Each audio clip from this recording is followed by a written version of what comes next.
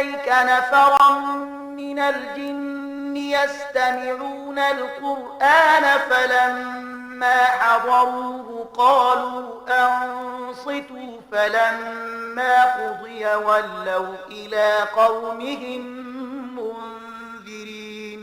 او هغه پیښه هم د یادونې وړ ده کله چې موږ د پیریانو یوه ډله ستا خواته راوستې وه تر څو چې قرآن واوري. کله چې هغوی هغه ځای ته ورسېدل چې هلته تا قرآن لوسته نو هغوی په خپلو منځو کې سره وویل چوپ شئ. بیا کله چې هغه ولوستل شو نو دوی خبردارونکي د خپل قوم لوري ته ستانه شول. قالوا يا قومنا إنا سمعنا كتابا أنزل من بعد موسى مصدقا لما بين يديه يهدي إلى الحق وإلى طريق مستقيم. هغوی خپل قوم ته په ورتلو سره وویل ای زموږ قومه موږ یو کتاب اورېدلی دی چې له موسی نه وروسته نازل کړی شوی دی. تصدیقونکی دی د هغو کتابونو چې له ده نه مخکې راغلي دي. لارښوونه کوي د حق او سمې لارې خواته. يا قومنا أجيبوا داعي الله وآمنوا به يغفر لكم من ذنوبكم ويجركم من عذاب أليم. ای زمون قومه د الله خواته د بلونکي بلنه قبوله کړئ او پر هغه باندې ایمان راوړئ. الله به ستاسې له ګناهونو څخه در تیر شي او تاسې به له دردناک عذاب نه وژغوري. ومن لا يجب داعي الله فليس بمعجز في الأرض وليس له من دونه أولياء أولئك في ضلال مبين. او څوک چې د الله د بلونکي خبره ونه مني هغه نه په خپله په ځمکه کې څه قوت لري چې الله بې وسی کړي او نه د هغه داسې ملاتړ سرپرستان شته چې له الله نه هغه وژغوري.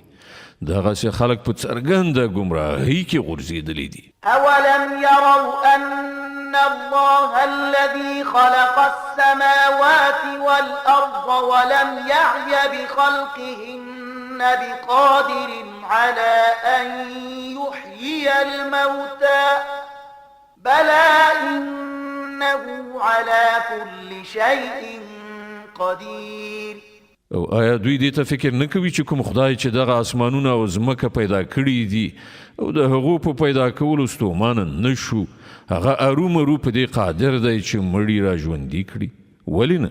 بېشکه هغه پر هر څه باندې قادر دی. ويوم يعرض الذين كفروا على النار أليس هذا بالحق قالوا بلى وربنا قال فذوقوا العذاب بما كنتم تكفرون.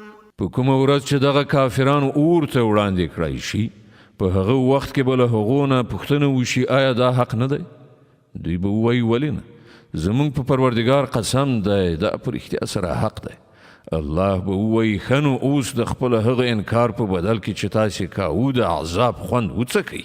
فاصبر كما صبر أولو العزم من الرسل ولا تستعجل لهم كأنهم يوم يرون ما يوعدون لم يلبثوا إلا ساعة من نهار بلاغ فهل يهلك إلا القوم الفاسقون. نو ای پیغمبره هسې صبر وکړه لکه چې اولو العزمو یعنې د ټینګې ارادې خاوندو پیغمبرانو صبر کړی دی او د دوی په باب بیړه مه کوه. په کومه ورځ چې دوی هغه څه وویني چې دوی ترېنه ویرول کیږي نو دوی ته به داسې ښکاره شي لکه چې په دنیا کې د ورځې له یو ساعت نه زیاته استوګنه نه ده کړې. دا قرآن پندرسونه ده. صدق الله العظيم. الله ستر رښتیا ویونکی دی.